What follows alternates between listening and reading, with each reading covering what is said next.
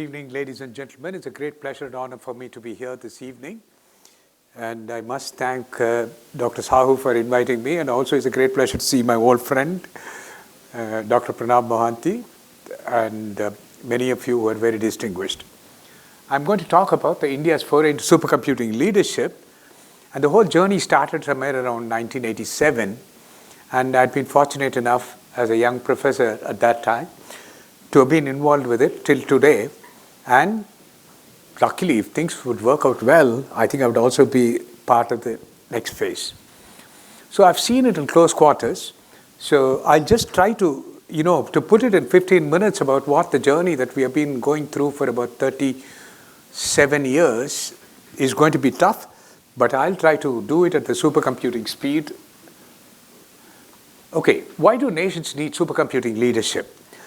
Actually, supercomputing reflects the nation's technology leadership. That's what you've been talking about.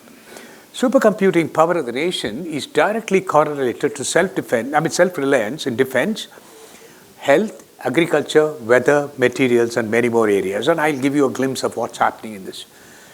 And it's strongly correlated to national GDP and also to number of publications with which we people like me are more interested.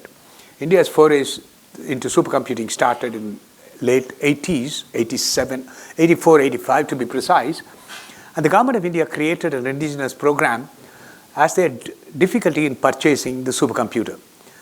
Mrs. Gandhi, when we completed 75 years of existence as an Indian Institute of Science, she asked us, what do you want? We said as one voice that we want a supercomputer. And she said, okay, you have it. But then when we asked for the supercomputer, we were denied. I must also tell you the story about this. Actually, they came to inspect our site. The American engineer came with a gun in his hand and then wanted to check whether there is a glass door inside, and inside which the computer was to be located. He said, if I shoot a bullet, would it pierce through the glass? And their worry was that the Russians would come and would come back and take it away. But it so happened when the Cyber 992, which was actually affronted to the supercomputer when it arrived, it came by a full big transport aircraft. It was not that small. Okay, it's not something that I can put it in my pocket and walk away. And it took us about 15 days to unload it and put it inside. So it was that big. So in spite of all of that, they denied us. So the government of India, and also the same thing happened to IMD. So the government of India then said, so let's start our own program. So luckily, there were 4 people or 5 people who raised their hands and said, count us in. CDAC was one of them. BARC, NAL, DRDO, and CDOT started their initiative. Slowly, BARC and Anurag, which is DRDO's thing, started to look at their internal needs. CDAC became a very strong one for the national needs. The other 2 frittered away quite easily. So if you look at the growth of CDAC, I'm just going to give you a glimpse of that. They started with a Param 8000 to 10,000 series, 8,000, 9,000, and 10,000 series. What was the power of that? 1 gigaflop, which is less than the PC that you have today. Okay, and it cost us about nearly 1 crore of rupees at that time. And then, Param Yuva came, that's about 38.1 teraflops. And then Param Yuva 2 came, 360 teraflop. So we are still talking about a teraflop. Actually, someone said, what's the largest number known to mankind? That's Avogadro's number. Okay, there is everything else above that, except in the Indian systems, it's called infinity. There is no other number known to mankind. So now the computer guys have started redefining, even they're going beyond the 10 to the 21 now. And then the NSM, National Supercomputing Mission, started. It started with the Indian Institute of Science and CDAC working together. And the government of India was was kind enough to give us about 4,500 crores of money at that time to start the supercomputing mission. Now we're almost close to this the mission. I'll give you an example of what's happened with that. And now we are starting the supercomputing NSM2, That will start in December 2025. And that will have a superb exaflop machine and a pre-exaflop machine. And it will also have an AI machine, which is this thing. Already we are on that. Okay, if you look at it, this is the growth that I'm seeing under the NSM after 2022. So Param Prevega, which is running at the Indian Institute of Science, has got 3.3 petaflops. And I'll give you a glimpse of what does it contain. And it goes, there are 3 classes of machines which we created. 3.3 petaflops, and half of that, about 1.67 petaflop, and about 838 teraflops. Depending on this, various institutions were chosen, which are depending on their needs and estimate of what the power they need. So we started distributing these machines.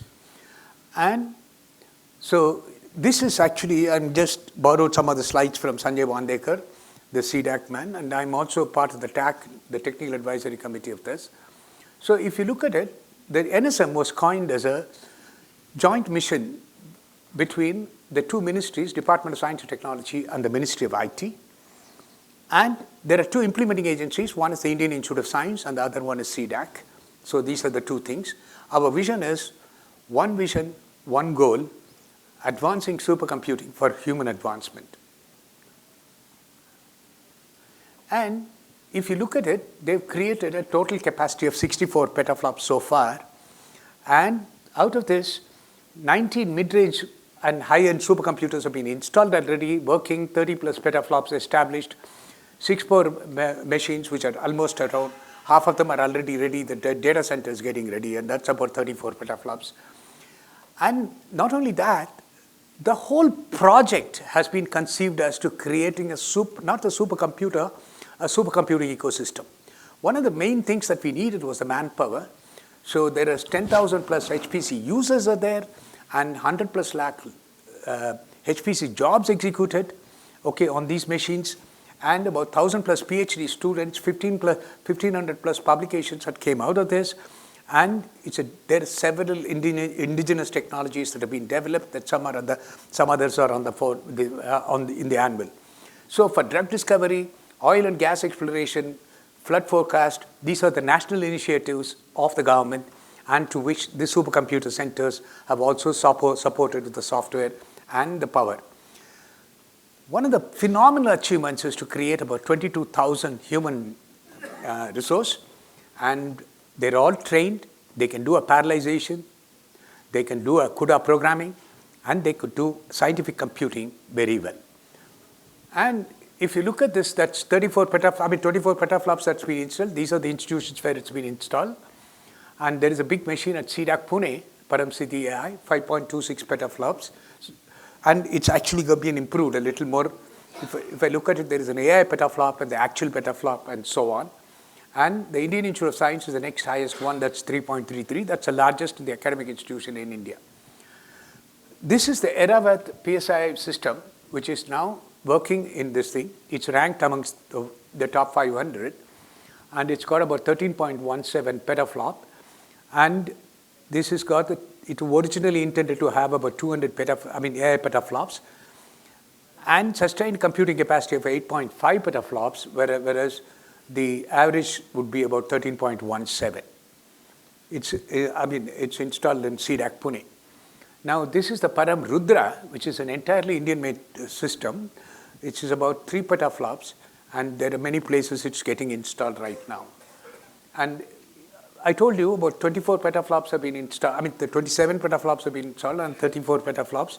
These are the places where it will be installed before the NSM phase 1, which ends in December 2025. So this is IIT Delhi, 250 AI petaflops, IIT Patna. The difference in way by which we look at the AI petaflops and the regular supercomputing power is that this will be GPU based. Phenomenally large amount of GPU systems will be there.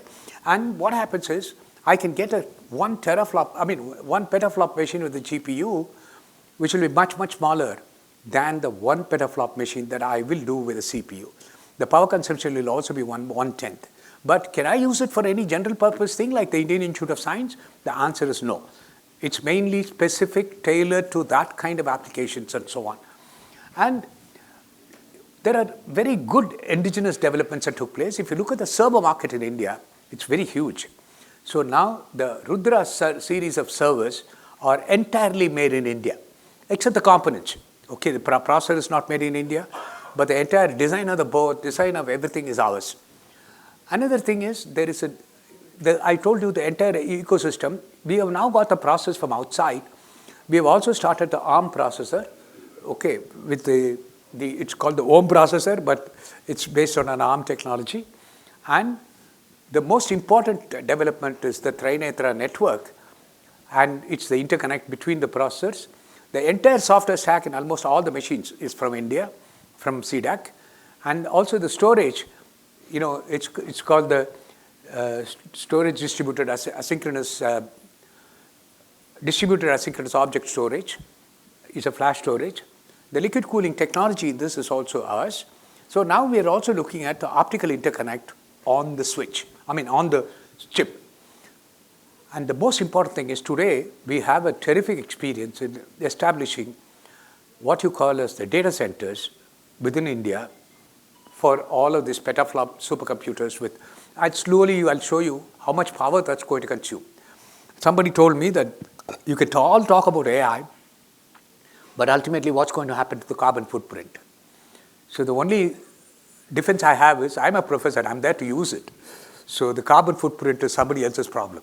So you will find that. And it is, there are so many applications like bioinformatics, molecular dynamics. We are very proud to say that all of these softwares are Indian born. And it's been done within the country, and it's been working, and it's in a distributable way, and people have been using. And most important thing is that, deep learning framework, AIML, tools and technologies, all are developed in India. We might have started with the open software and so on, but today it's our technology fully completed with this. Okay. The 5 national domains we selected. One of them is flood forecasting and disaster management, seismic data processing, weather, that's where we spend most of our money on supercomputing, and genomics, and there is an MPP lab which is actually specializing in telecom network optimization.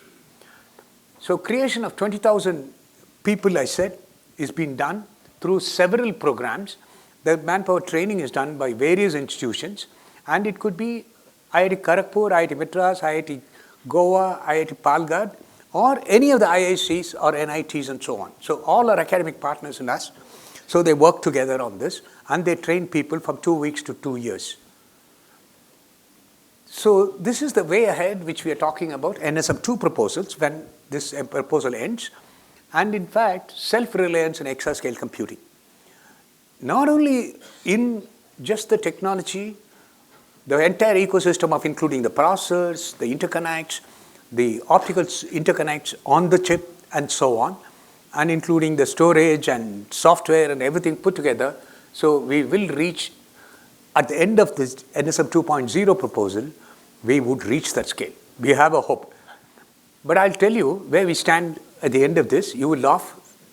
You must be a terrific optimist to think that at the end of at the end of this NSM 2, we will reach the exascale leadership. Indigenous pre-exascale machine we will first build. Develop the state of the indigenous technology for building exascale AI computer. So it's not the AI CPU-based computer, AI GPU and CPU-based computer. Grand challenge exascale applications. Now today, if I give you an exascale machine, you may not even have an application. So we have to prepare the academia for that and get the things moving and develop grand challenge problems of disaster management, energy security, life sciences, cyber security, water, and so on, and human resource development. As I said, the first ARM processor, which we are working on, it will come soon, and indigenous HPC processor and accelerator. It's not just a processor and accelerator separately, processor and accelerator together, RISC-V, and Rudra series of servers, which I told you, we're just making the scale, the size, footprint smaller and smaller, and so it will be able to scale up quite a bit. Trinetra scalable network, now the speeds of the network have gone up, So we will make that this thing. System software stack, HPC and AI, storage, secure grid, and liquid cooling technology. As I told you, this is how the model exascale system is going to work. It will have a CPU alone, GPU, GPU, and GPU alone. So all of them will be there. And I told you that IISc is also a very significant partner in this. It's in another implementing agency. But it cannot go around making machines like CDAC does. It can only coordinate an academic activity, bring up the base platform so that we can do that. So National Supercomputing Mission, as I told you, it stands on 4 pillars: the infrastructure, R&D, HRD, and applications development. CDAC has developed about, as I told you, 15 supercomputers. IISc has got one of the largest supercomputers in the academic institution in India today. IISc is a premier driver for HPC-based R&D projects under NSM. I'll give you an idea. This is a 3.3 petaflop machine. It has 28,800 CPU cores and 80 NVIDIA's GPUs, a truly MPP class of machine. And we're average utilization. One of the things about the Indian Institute of Science that's very great, I've been looking at it from 1987 onwards, is that you put a machine, within a week, I think the people will actually overload it. So today our utilization is 100%. So we have asked for another machine. I think we're likely to get about a 5.5 petaflop machine. Okay, so the government is willing to give us even more, but the BESCOM won't give me power. So that's the problem in all of this. And it's 100% utilization. And if you look at it, we also sanctioned about 104 projects in HPC across the country in academic institutions. And we coordinated it along with the Jawaharlal Nehru Center for Advanced Research. So these are all basic scientific research. It's not at the application level. It's much before you actually even think in terms of the application.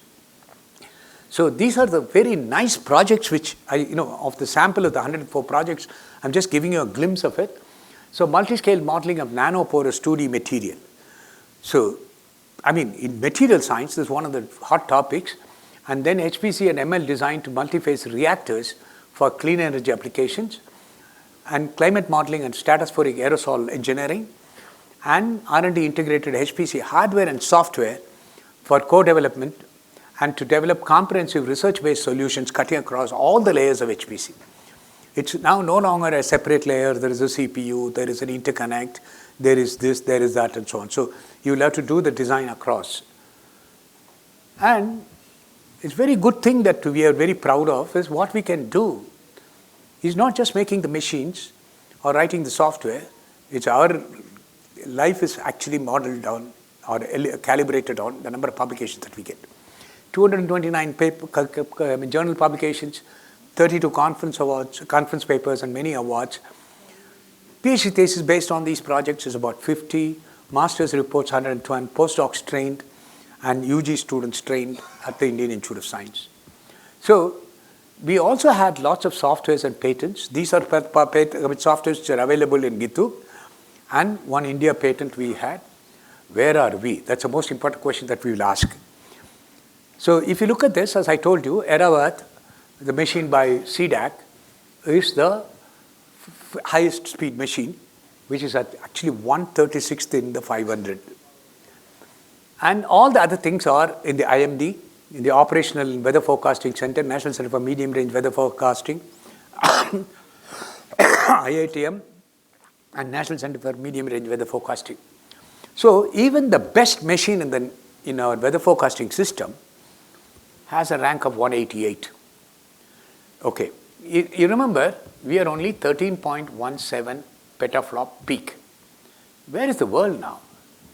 So the El Capitan system that's been made and operational now has a 1.7 exaflop. So in other words, 1,742 petaflop. I'm talking about 13 petaflops. So you can imagine we are about 100 times somewhere behind. So someone asked me, what are you talking about foray into supercomputing? You started about 37 years back. and you're still, crawling. So I can only tell you, in this area, you will have to run to stay in the same place. And only thing that I'm reminded of is joke. There was a guy running down the streets of Paris with a gown in his hand. Someone stopped him and asked him, "Where are you going?" He said, "I want to reach my wife before the fashion changes." That's the kind of speed we are talking about. Okay? And I have paid for a 1 GB disk, 1 lakh in 1992. Okay? And I needed to get export clearance from US, and I needed a non-manufactured in India certificate from the ministry, and for a 1 GB disk. So we have gone through all of this. I did my PhD along with 100 other students at the Indian Institute of Science on a machine IBM 36044, which had 32 kilobytes of main memory. Okay, so many of you may not even know what's a kilobyte. Okay, so if you look at this, we are nowhere near. But look at the power I need for this. Okay, the power I need is at 29.581 kilowatt. I mean 29,581. That's about 29 megawatts.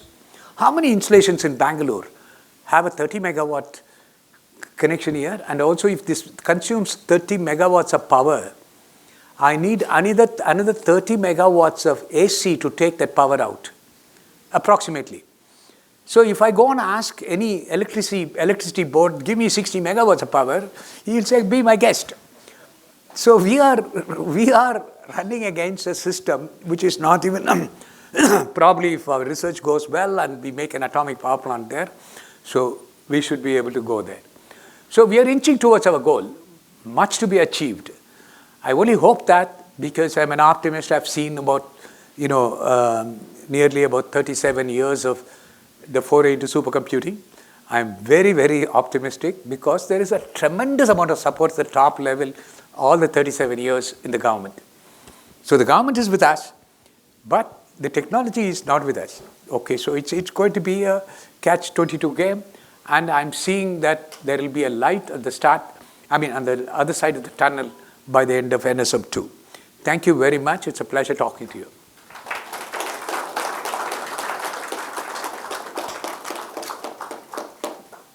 If there are any questions or anything, if I know, I'll answer it. So you give us so much of wisdom. It is No, it is the real thing. That you have given the real picture where our country steps. Yeah, right. But I'm proud of it. I'm not ashamed that we are 100 times lower. So these are the things which our elders thought of. If Kalam and Arunachalam had not thought of actually making missiles in India, even today you will be buying missiles from outside. Okay. You would have depleted the country. There are two ways by which we can go. We can go buy all these machines. And the second thing is to have, at least even in 50 years from now, LCA took more time than us. So I'm saying, a technology takes so much of time. Once you beat the barrier, okay, the entry-level barriers are over, I think your speed is going to be tremendous. Yeah. Warp speed. Warp speed. Correct. The mission is to get supercomputer like this. Pardon, sir? The mission is to get supercomputer like this. Yeah. This is typical of India, right? So we cater to both extremes.